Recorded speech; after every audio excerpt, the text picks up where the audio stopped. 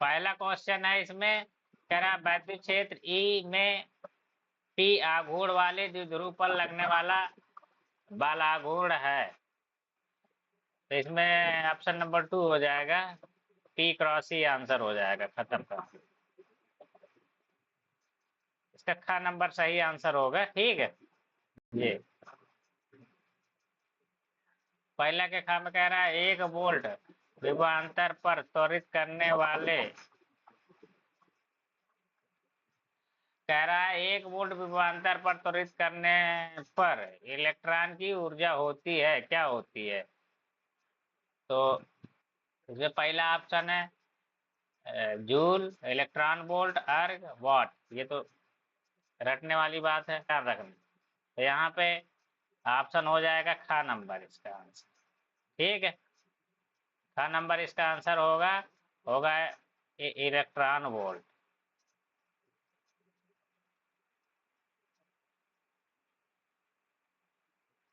इसको E1 EV भी बोलते हैं, EV। ठीक है, तो ये जो होगा इलेक्ट्रॉन वोल्ट की परिभाषा से देख लेना। कभी कभी पूछ देता है इलेक्ट्रॉन वोल्ट की परिभाषा बताओ, या इलेक्ट्रॉन वोल्ट से क्या समझते हैं या किसे कहते हैं, तो उसकी जगह में इलेक्ट्रॉन वोल्ट की परिभाषा ही लिख दो, खत्म करना। तो इसका आंसर खपाट होगा। गा में कह रहा निम्नलिखित में से विद्युत धारिता का मात्रक है। पहला है, एक सेकंड, हाँ, पहला है वोल्ट इंटू कूलम, दूसरा कूलम, दूसरा, तीसरा है वोल्ट इंटू वोल्ट तो कूलम की पावर इन -1 है, और घ पार्ट में है कूलम पर वोल्ट। तो इसका आंसर हो जाएगा हमारा कूलम पर वोल्ट, घ नंबर हो जाएगा इसका आंसर, कूलम पर वोल्ट।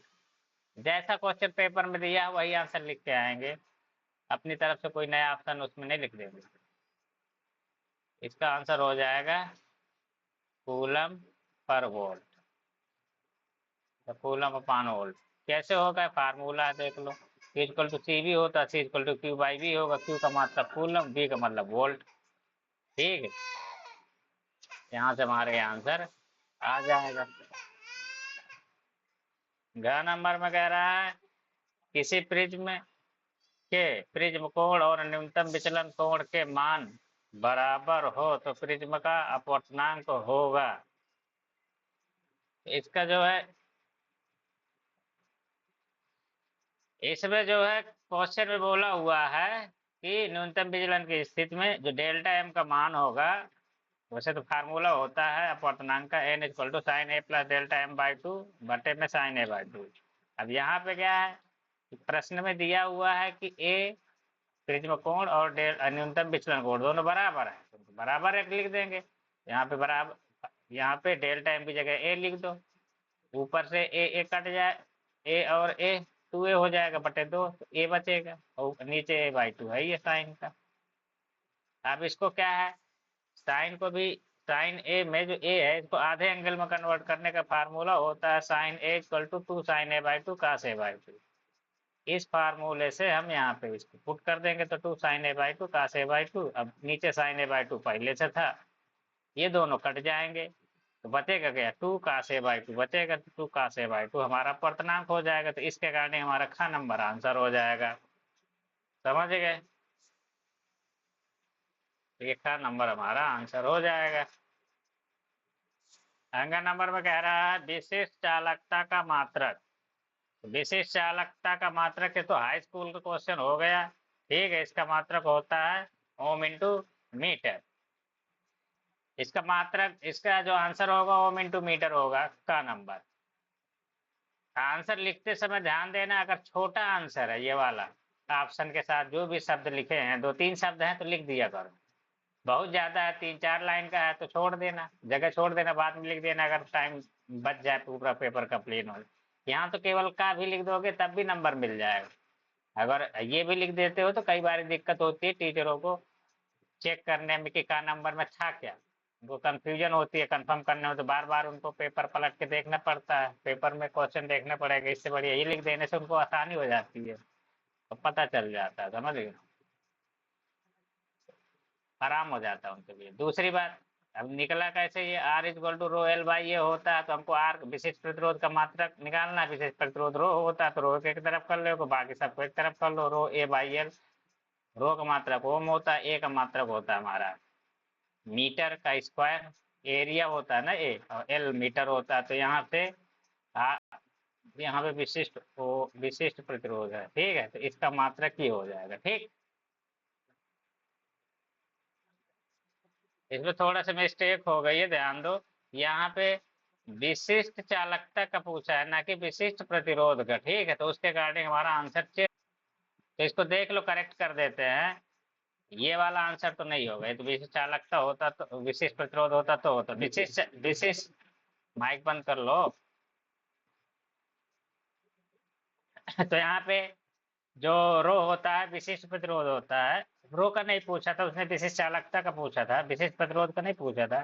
तो विशिष्ट चालकता जो होती है रो का जस्ट रिवर्स होती है, उल्टा होती है, तो 1/रो हो जाएगा। तो रो का मात्रक ओम इंटू मीटर है, तो चालकता क्या हो जाएगा 1 और ओम इंटू मीटर। इसको जब ऊपर ले जाओगे तो पावर में ओम की पावर -1 एम मीटर की पावर -1 हो जाएगा। तो इस प्रकार से आंसर ग पार्ट हो जाएगा। ठीक है, चार नंबर है, ये कह रहा है किरचॉफ के धारा नियम संचरण, नहीं, नियम किसके संरक्षण के परिणाम स्वरूप है। ठीक है, चलो ये क्वेश्चन कई बार पूछा जा चुका है। जो पूछा किरचॉफ का प्रथम नियम या धारा नियम किस पर आधारित है, तो आवेश संरक्षण के सिद्धांत पर आधारित है। ये आवेश संरक्षण पर आधारित है, इस सिद्धांत पर आधारित होता है।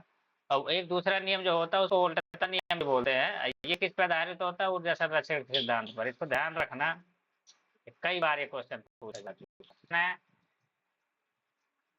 कि किसी आवेशित कण के भार को एक वैद्युत क्षेत्र द्वारा किस प्रकार संतुलित किया जा सकता है। चलो ये क्वेश्चन था, तो इसमें जो है दो स्थितियां होगी। अगर पार्टिकल ऋण आवेशित होगा तो वैद्युत क्षेत्र ऊर्ध्वाधर नीचे की ओर आरोपित करेंगे, और धन आवेशित होगा तो ऊर्ध्वाधर ऊपर की ओर वैद्युत क्षेत्र आरोपित करेंगे। ठीक है, ये वैद्युत क्षेत्र की दिशा होगी, ये एरो जो होगा ये वैद्युत क्षेत्र को प्रदर्शित कर रही है। ठीक है, ये तीर, तो हम ये बात यहाँ पे लिख दिए हैं, यदि आवेशित का ऋण आवेशित है तो वैद्युत क्षेत्र ऊर्ध्वाधर नीचे की ओर संतुलित करके करेंगे, और यदि आवेशित कण धन आवेशित है तो वैद्युत क्षेत्र ऊर्ध्वाधर ऊपर की ओर उत्पन्न करके संतुलित करेंगे। किसको करेंगे, भार को। भार तो क्वेश्चन में लिखा ही है। ठीक है, अगर किसी की लिखने की इच्छा हो तो यहाँ पे लिख सकते हो, थोड़ा से करके भार को संतुलित करेंगे, करके भार को संतुलित करेंगे, खत्म कहानी। समझ गए। दूसरा के ख नंबर में कह रहा है कि किसी आवेशित चालक में संचित स्थितिज ऊर्जा का व्यंजक धारिता सी तथा विभव v के पदों में लिखिए। ठीक है, चलो यहाँ पे हम पहले फार्मूला लिख देंगे। सबसे पहले u इक्वल टू 1/2 CB²। उसके बाद उनको बता देंगे कि इसमें जो पद यूज हुए हैं कौन किसका क्या मतलब है, ये लिखना जरूरी होता है। तो u इक्वल टू संचित ऊर्जा, C धारिता, V विभव। अगर इनको नहीं लिखोगे तो ये टीचर की दया के ऊपर है कि वो दे कि ना दे तुमको नंबर। ठीक है, चाहे तो 0 नंबर भी कर सकता है, चाहे तो 1 नंबर दे दे। इसको लिख दोगे टीचर को देना ही पड़ेगा नंबर। ठीक है, नेक्स्ट क्वेश्चन में कह रहा है कि किसी पतले प्रिज्म द्वारा उत्पन्न न्यूनतम विचलन तथा कोणीय विक्षेपण के लिए सूत्र लिखे। तो यहाँ पे देखो, न्यूनतम विचलन को delta M equal to n-1 into A. यहाँ पे डेल्टा एम क्या है, न्यूनतम विचलन कोण, एन क्या है प्रिज्म के पदार्थ का पूर्णांक, ए क्या है प्रिज्म कोण है। ठीक है, इसी प्रकार कोणीय विक्षेपण थीटा क्या होगा, N theta equal to NV-NR into A. Theta हो गया कोणीय विक्षेपण, NV हो गया बैंगनी रंग के लिए अपवर्तनांक, NR हो गया लाल रंग के लिए अपवर्तनांक। ठीक है, हालांकि यहाँ पे एक बात और लिखना चाहिए, लाल रंग के प्रिज्म के पदार्थ का अपवर्तनांक के लिए प्रिज्म का अपवर्तनांक के लिए प्रिज्म का अपवर्तनांक, ठीक है। यहाँ पे कुछ नहीं होगा, इस तरीके से कर लेंगे। ये वाला नहीं लिखना हो मत लिखो, इसको कोई जरूरत नहीं है, ठीक है। इस तरीके से आंसर को लिख देना। तो इसमें क्या होगा, एक ही नंबर का क्वेश्चन है, समविभव पृष्ठ। वह पृष्ठ जिसके सभी बिंदुओं का विभव समान हो समविभव पृष्ठ कहलाता है। और इस तरीके से एक तो आवेश रख दो, उसके चारों ओर एक तो सर्किल बना दो, ये समविभव पृष्ठ हो जाएगा। हालांकि ये तो वो होता है, गोला होता है, स्फेयर, ना कि सर्किल। इसको लिख दो समविभव पृष्ठ, चित्र बना दो और इतना लिख दो, नंबर मिल जाएगा। ज़्यादा डिटेल लिखने की कोई जरूरत नहीं। कह रहा है कि पानी तथा कांच के अपवर्तनांक 4/3 और 3/2 है। कांच से पानी पर आपतित प्रकाश किरण के लिए क्रांतिक कोण का मान ज्ञात कीजिए। तो इस क्वेश्चन में क्या करेंगे, यहाँ पर क्रांतिक कोण अगर सी है, साइन सी है, तो सॉरी क्रांतिक कोण अगर सी है तो साइन सी इक्वल टू होगा N2/N1। N2 क्या होता है, जिस माध्यम में बाद में गया प्रकाश की किरण। N1 क्या है, जहाँ से चली थी या जिसमें पहले किरण थी। तो यहाँ ये माध्यम 1 हो गया, माध्यम 2 हो गया। तो साइन सी इक्वल टू माध्यम 2 बाद में जहाँ पे गई 4/3 पानी का पर्दा बटे पहले जहाँ पे थी 3/2 ज्यादा। तो यहाँ पे साइन सी इक्वल टू 8/9। हमेशा जो अपवर्तनांक ज्यादा होगा वो नीचे ही आएगा पूर्ण आंतरिक परिवर्तन के केस में। साइन सी की वैल्यू जब लिखोगे तो हमेशा नीचे वाला अपवर्तनांक का मान ज्यादा होगा, ऊपर वाले कम होगा। अगर गलत अप्लाई कर दिए तो फिर उसको सही कर लेना, सही करने में क्या जाता है, उलट देना। आंसर यहाँ पे इनवर्स साइन, यहाँ पे 1 से कम 8/9, 1 से कम है, खत्म कहानी। क्रांतिक कोण sine C equal to sine inverse 8/9 हो जाएगा। ये वाला नोट में ध्यान रखना है, ट्रिक होती है। साइन सी कम अपवर्तनांक हमेशा ऊपर रखना और नीचे अधिक वाला रखना, कभी का सवाल गलत ही नहीं होगा, ठीक है। ये कहानी है इसकी। इसमें कह रहा है एक कूलम आवेश में कितने इलेक्ट्रॉन होते हैं, कितने। तो यहाँ पे क्या है, इसको हाई स्कूल में भी ये क्वेश्चन कई बार पूछा गया है। तो Q equal to N E, ये हमारा फार्मूला होता है। Q की वैल्यू दिया है 1 कूलम, E की वैल्यू दिया है 1.6 × 10⁻19 दिया है।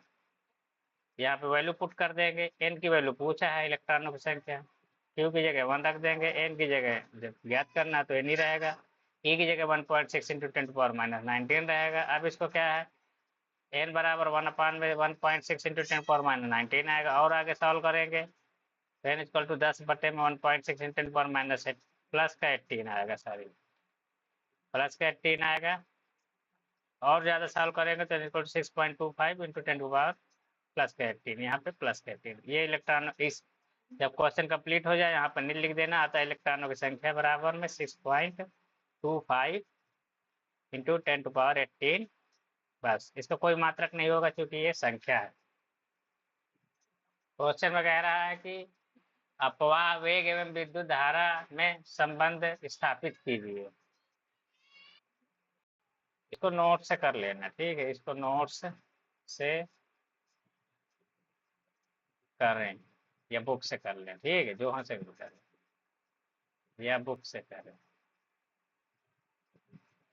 ठीक है। ये कोई वेरिएशन नहीं है, ये क्वेश्चन हमेशा पूछे जाते हैं, इनका रट आंसर होता है, इनको रट भी लो, ठीक है। कई बार पूछा, कभी 2 नंबर में पूछेगा, कभी 3 नंबर में पूछेगा, ठीक है। इसमें कोई नई चीज नहीं है, इसका हमको आंसर पहले से पता रहता है, डराइव करके हमको प्रैक्टिस करके रखनी होती है। गा नंबर में कह रहा है निम्नांकित चित्र में विभवांतर V A minus V B में मान ज्ञात कीजिए। उसमें विभवांतर में नहीं है, ये क्या होगा, निम्नांकित चित्र में विभवांतर V A minus V B का मान ज्ञात कीजिए, ठीक है। इसको सुधार लेंगे। यहाँ पे चित्र में दिया हुआ है, यहाँ पे प्लस क्यू आवेश है, यहाँ पे माइनस क्यू आवेश है, ठीक है। ये तो इसके कारण यहाँ पर विभव उत्पन्न होगा वी ए, इसके कारण इधर पर विभव होगा वी बी। ये यहाँ से कितनी दूरी, x दूरी पर, इधर से ये x दूरी पर है। ठीक है, हमको यहाँ की दूरी से कोई मतलब नहीं है, यहाँ से कितनी दूरी है नहीं है हमसे क्या मतलब, समझ गए, उसका यूज ही नहीं है कोई। तो सूत्र v equal to 1/4 pi epsilon naught Q by R से चित्रानुसार वी ए कितना हो जाएगा 1/4 पाई एप्सिलॉन नॉट, ये आवेश गुणे ये एक्स, ठीक है। अच्छा, एक चीज और भी हो सकती है, एक सेकंड रुकना, यहाँ पे देखो बिंदु ए पर इस वाले आवेश के कारण विभव उत्पन्न होगा 1/4 pi epsilon not plus Q upon में। अब फिर इस वाले विभव के इस वाले आवेश के कारण फिर यहाँ पे विभव उत्पन्न होगा, दो कितना होगा 1/4 pi epsilon not minus Q, अब बट्टे में यहाँ से यहाँ तक की दूरी 2x हो जाएगी, ठीक है। ठीक है, वीबी करते हैं, वीबी पे इधर वाले आवेश के कारण कितना हो जाएगा 1/4 pi epsilon not minus Q by X, बीच की दूरी x है। फिर क्या होगा, इस वाले आवेश कारण भी यहाँ पे विभव उत्पन्न होगा, तो 1/4 pi epsilon not plus Q upon में, ये प्लस आवेश है, बीच की दूरी 2x हो जाएगी, 2x।